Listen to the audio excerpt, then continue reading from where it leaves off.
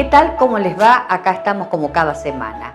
Hoy es la columna del doctor Rodolfo Pérez Alamino, que va a venir a hablar, como siempre, que usted sabe que es especialista en reumatología, de las dolencias de las partes blancas. Así que enseguida con usted y con el doctor Pérez Alamino. Gracias.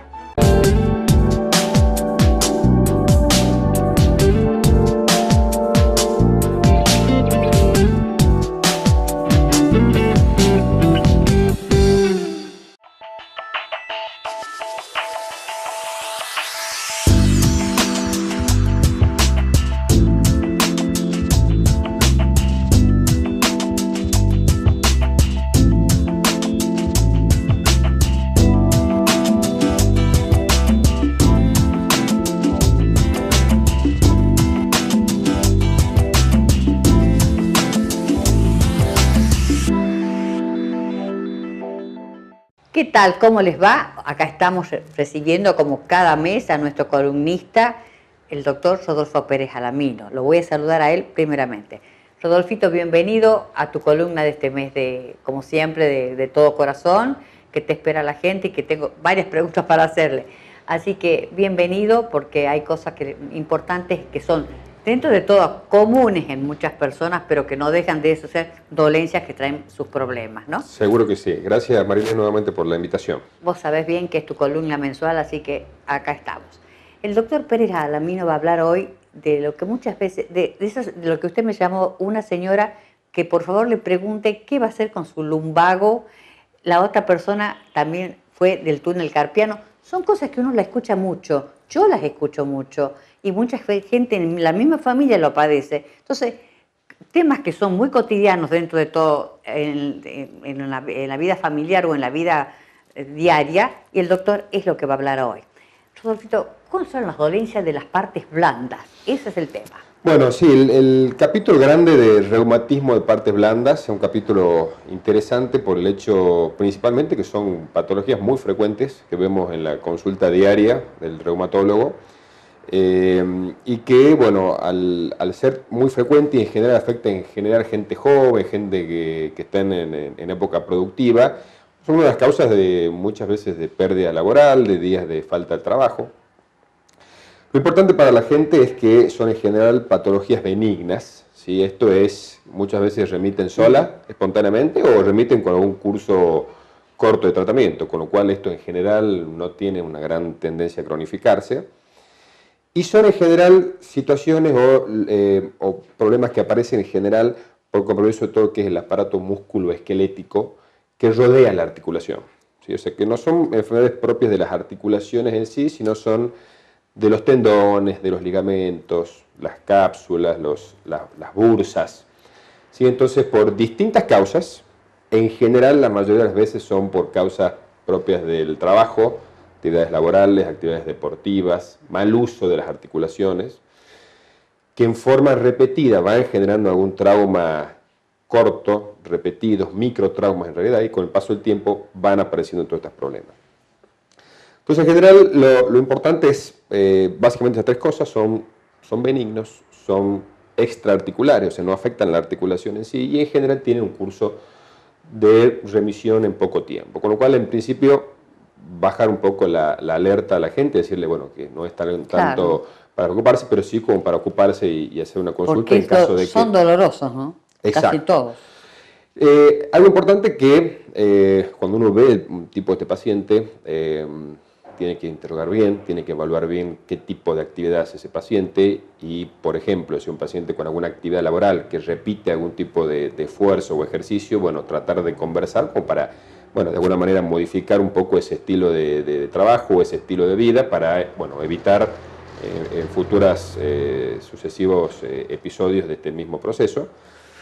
Y después, bueno, evaluar bien al paciente en general. Uno tiene que descartar alguna enfermedad sistémica. Muchas veces las artritis reumatoideas pueden acompañarse de estas tendinitis, bursitis, y estamos hablando de un cuadro dentro de otro cuadro más grande.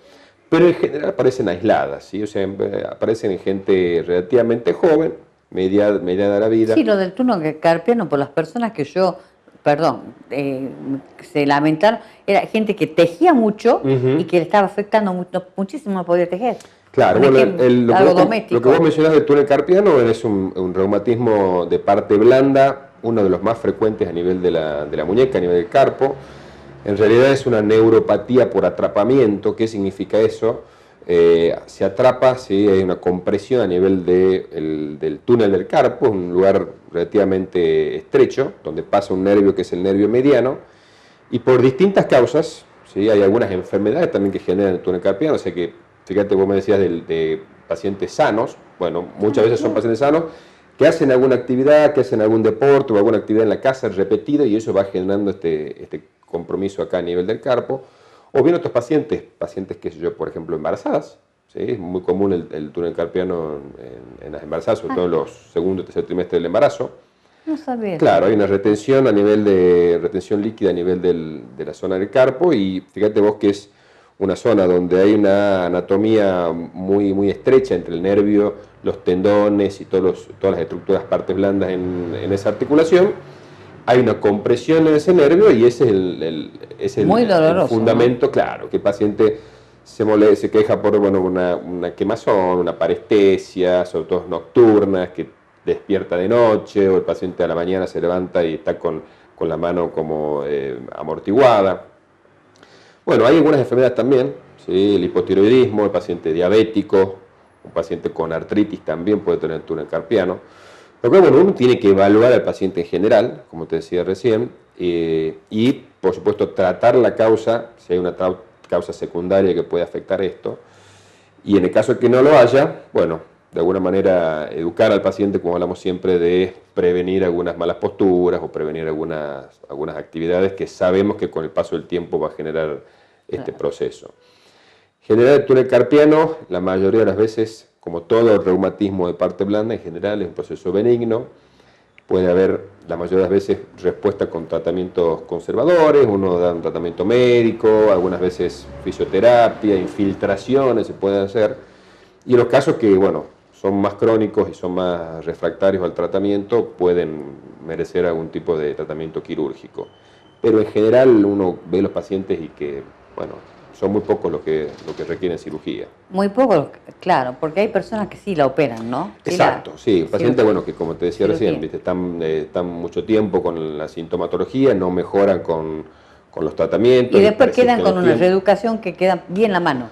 Queda bien, sí. El problema con el túnel carpiano es cuando pasa el tiempo, el problema pasa de ser solamente un problema sensitivo, ¿sí? Si la rama sensitiva del nervio se afecta primero, y con el paso del tiempo y con la cronicidad del tiempo del proceso, comienza a afectar la parte motora. Entonces uno ve al paciente y ve una cierta atrofia o hipotrofia de la zona tenar, de la zona donde están los músculos que inerva este nervio. O sea que si uno no lo trata y no reconoce un poco la cronicidad del proceso, bueno, puede llegar a tener alguna consecuencia del paciente. Pero que en general la mayoría de las veces uno lo maneja habitualmente con tratamientos médicos. Con tratamiento. Rodolfito, el tema que, como hemos dicho, tratar de hablar de las dolencias de las partes blandas, decime, la bursitis. Bien. Bueno, las bursitis son, la bursa en realidad es una membrana, es una estructura anatómica en general, uno dice virtual, porque son como membranitas muy delgadas que recubren las inserciones de los tendones, recubren las articulaciones, son como estructuras que protegen un poco a la articulación. Y que por diferentes procesos, ¿sí? Hablábamos recién traumáticos, laborales, deportivos o bien enfermedades inflamatorias, hablamos de las artritis, las cristálicas, por ejemplo, la gota, otras enfermedades por depósito de cristales, generan inflamación de esas bursas. Y de acuerdo a qué articulación o en qué lugar, en qué localización se encuentra esa bursa, va a generar el dolor. En general son patologías benignas también y la mayoría de las veces mejoran con tratamiento médico. Hay que tratar de evaluar a ese paciente y ver cuál es la actividad que está haciendo y que está generando esta bursitis o bursitis a repetición. Y algunas veces pueden requerir infiltraciones, ¿sí? Por ejemplo, las infiltraciones en el hombro, las bursitis subacromiales. Este es bastante común, ¿no? Exacto, ¿sí? Que muchas veces acompañan a la tendinitis del manguito rotador. ¿sí? Entonces uno, bueno, puede hacer alguna infiltración y uno saca un poco de ese líquido que genera la inflamación de la bursa y el paciente, bueno, refiere un alivio instantáneo. Otras son otras estructuras, ¿sí? Otras bursitis, por ejemplo, frecuentes en las mujeres son las bursitis trocantéricas, la típica dolor de cadera. Sí. Llega la señora de 40, 50 años y algunas un poquito más también al consultorio y doctor, me duele la cadera, me duele la cadera, me duele la cadera y se tocan en la zona externa, ¿sí? De la pierna. Y bueno, uno ya evalúa y dice, señora, esto probablemente no es cadera. Hacemos una evaluación, como yo siempre te digo, completa, de interrogatorio y examen. Y uno palpa esa zona del trocánter y hay un dolor exquisito, puntual, por la inflamación de esa bursa donde se inserta ese tendón del glúteo mayor. Muy bien. Y bueno, fíjate vos que con 2 o 3 palabras en el interrogatorio, un examen físico y dirigido, sabemos que es una bursitis, una tendinitis de la típica trocanteritis. Bueno, ahí está. Hasta aquí vamos a hacer una pausa. Veo que importante que era conocer las dolencias de la parte blanda en reumatología. Hacemos una breve pausa como siempre porque tenemos que hacerlo y enseguida estamos con usted nuevamente. Muchísimas gracias.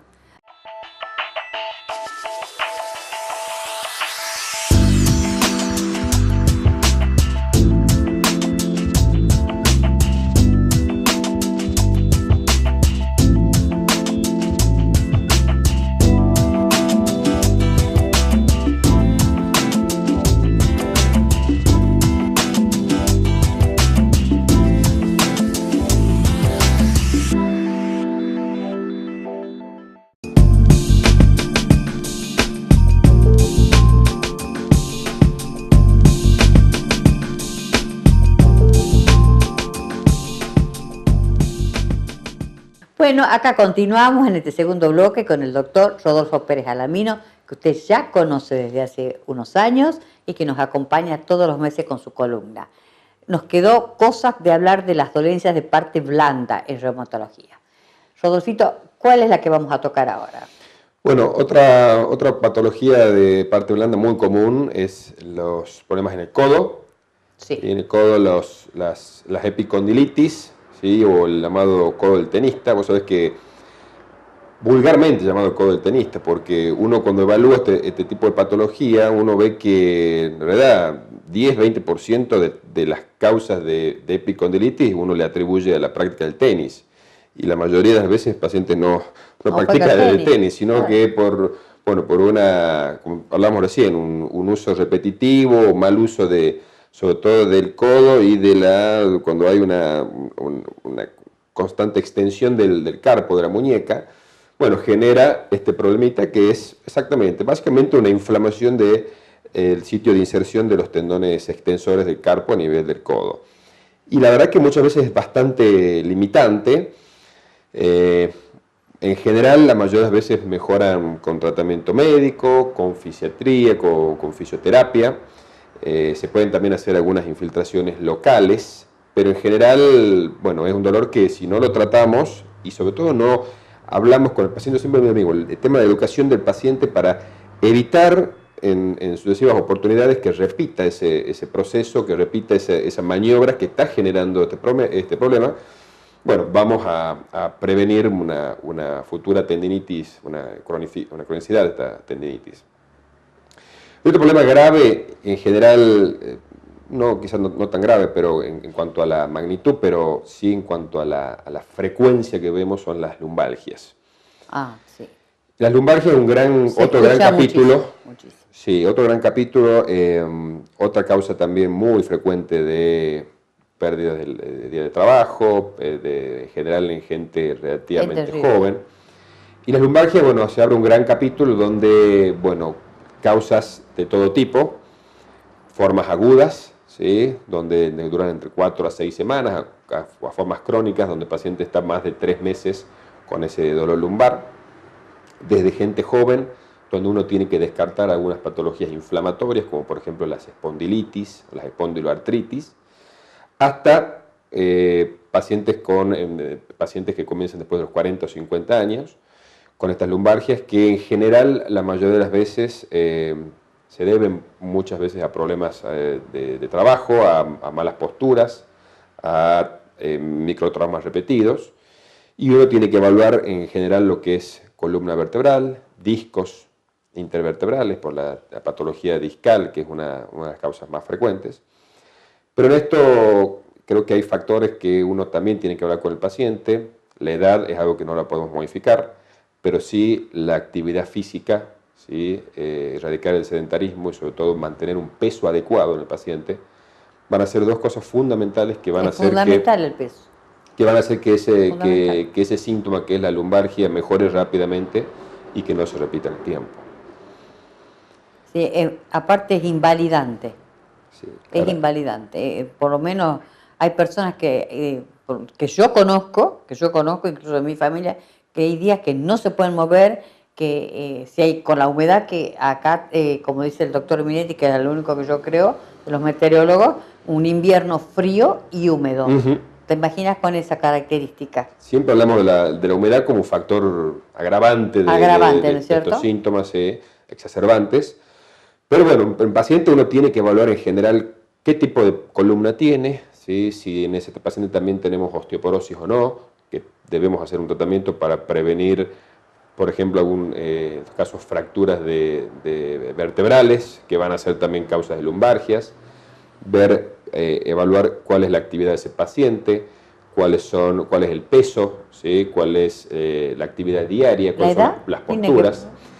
La edad tiene que ver, claramente que sí, María Inés, pero bueno, es algo que no podemos modificar. No, ¿sí? imposible. Claro, pero bueno, sí podemos modificar lo que yo te decía hace un rato, el tema de la actividad física. Un paciente que tenga, bueno, una buena contextura, que tenga una buena musculatura abdominal, una buena masa muscular. Claro, buena musculatura paravertebral, que sea un paciente que guarde una buena postura, que tenga musculatura adecuada en miembros inferiores. Bueno, probablemente quizá tenga factores que le desencadenen lumbalgias, pero probablemente ese paciente la pase bien, no tenga en general problemas de lumbalgia, porque bueno, un paciente que tiene todos estos factores que sabemos que desencadenan las lumbalgias, van a ser factores que están correctamente balanceados.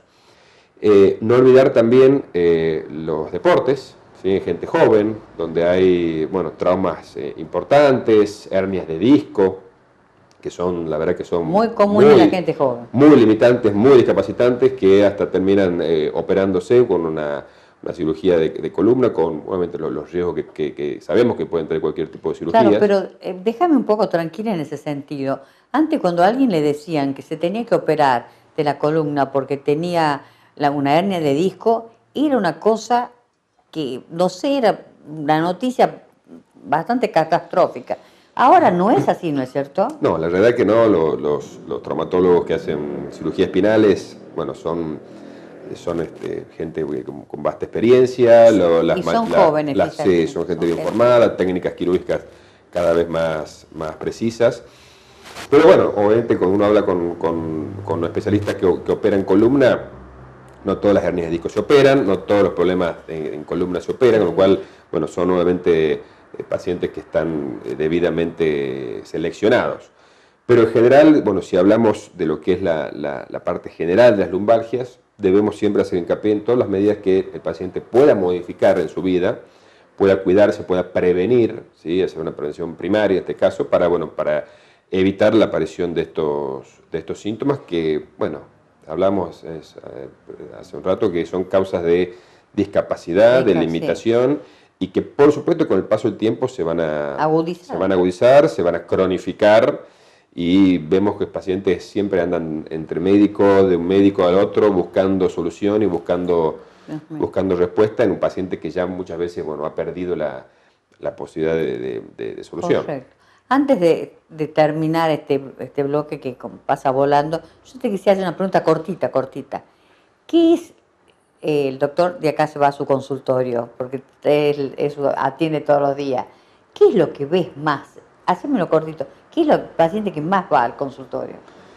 Bueno, a la consulta, digamos. Mira, en general el reumatólogo, uno de los motivos de mayor consulta es uno de los temas que hablamos en el capítulo de hoy, que son estos reumatismos de partes blandas. Muy bien. Pero la realidad es que hay pacientes, la artrosis, ¿sí? Como una enfermedad degenerativa, una enfermedad, bueno, puramente que maneja el reumatólogo, es otra de los motivos más frecuentes de consulta, y las artritis, ¿sí? Las artritis reumatoidea, eso en general es en el consultorio, ¿no? Y en la parte pública, en el hospital, bueno, Sí. En general nosotros tenemos un grupo de estudio Estás en el de hospital Nicolás artritis. Avellaneda, ¿no? Exacto, en el Hospital Avellaneda, ¿sí? Y, bueno, vemos también un grupo grande de pacientes con artritis reumatoidea, con espondiloartritis, con lupus. En general Está bien. un abanico Era bastante una, diverso quería tener de una enfermedades. idea un poco así, qué es lo que más iba a la consulta. Acá le vamos a dejar, le vamos a pedir un favor al doctor Pérez Alamino para otra, cuando tenga su próxima visita, algo que me piden mucho y es verdad. Y yo conozco a varias personas que yo las atiendo, como le digo, y estoy escuchándola y les he sentido llorar por teléfono y no sé si el doctor me dirá realmente sé que es bravo, que es la fibromialgia. Estás Perfecto. comprometido, Rodolfito, con la fibromialgia, por favor. Para el próximo, Por favor. nuestro próximo Sí, encuentro tocamos, sí, Inés. porque es muy importante, no estaba muy reconocida por enfermedad desde el año 1967 recién, así que es algo que a mí no es que me intriga, he sentido llorar por teléfono pidiendo que por favor traten fibromialgia. Así que con ese compromiso nos despedimos. Estamos comprometidos. Muchas gracias de nuevo No, por como tu siempre, invitación. muy bien recibido y que el gusto de tenerte acá y de que puedas aclarar cosas que la gente lo hace de forma sencilla y queda un poco más tranquila. Y si lo quieren ir a ver, ya saben, porque como está muy clarito puesto los números ahí, así que cuando me llama a mí, no me importa, no tengo ningún problema de decirle el número de nuevo, pero ahí sale bien clarito en su placa. Enseguida me voy a despedir de usted como lo hago cada semana. Muchísimas gracias.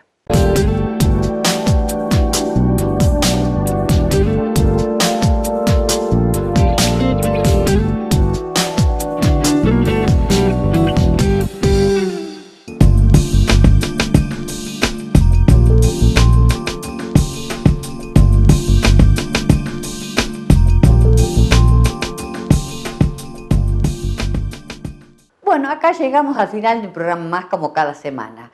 Espero que le haya quedado claro muchas de las cosas que acá se trató, de lo que yo le pregunté al doctor Pérez Alamino sobre todo lo que eran las dolencias de partes blandas. No me quiero despedir sin decir que estoy vestida por los plátanos, como siempre. Los accesorios también son de los plátanos, peinado de Canepas Peluquería y la decoración de mi casa, como siempre, de Beatty. No quiero dejar pasar la oportunidad de recordarles el bingo a beneficio del Hospital Nicolás Avellaneda, que lo hace la sociedad cooperadora que ayuda muchísimo al hospital. Va a ser en el Hotel Sheraton el próximo 8 de junio a las 17 horas. Las entradas las puede adquirir en Maipú 612 porque no se van a vender en la entrada del hotel. Así que los invito a concurran porque esto es muy importante a beneficio del querido Hospital Nicolás Avellaneda. Nos estamos viendo la próxima semana como siempre, con muchísimo gusto y gracias por estar al otro lado de la pantalla.